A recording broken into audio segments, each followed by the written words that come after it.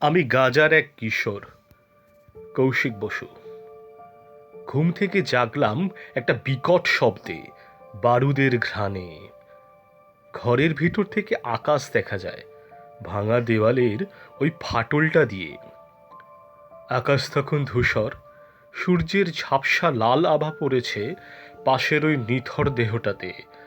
রাত গড়িয়ে সকাল নামলেও অন্ধকারটা রাতের মতোই। আমার পা দুটো অবশ, হয়তো অকেজো হয়েছে। যন্ত্রণায় আর শীতে কাতরাচ্ছি আমি। পাশের গালিচাটা যেন তৃষ্ণার্ত, শুষে নিচ্ছে আমার শরীর থেকে বয়ে যাওয়া লৌহ। কোনো ক্রমে পাশ ফিরলাম আমি, শরীরটাকে টেনে হিঁচড়ে নিয়ে গেলাম ওই নিথর দেহটার পাশে।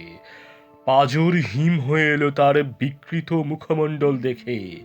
সে যে আমার জন্মদাত্রী মা, রক্তমাখা অথচ বিবর্ণ, জীর্ণ, ক্লেশহীন, কত শান্ত। দুহাত বাড়িয়ে কাছে টানে না, জানায় না কোনো অভিযোগ।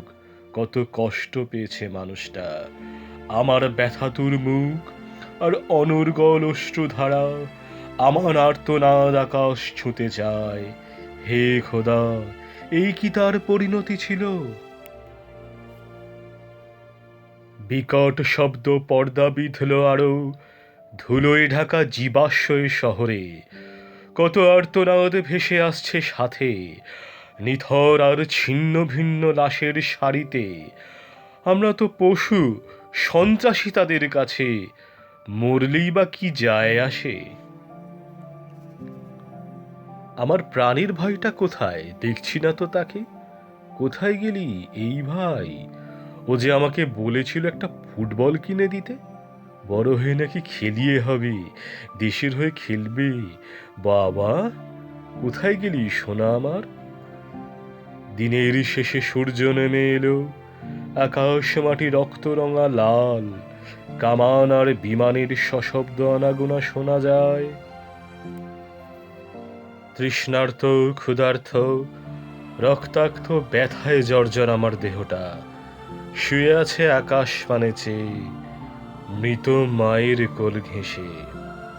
কালটা হয়তো দেখতে পাবো না আর। কালটা কি তবে এমনি থেকে যাবে?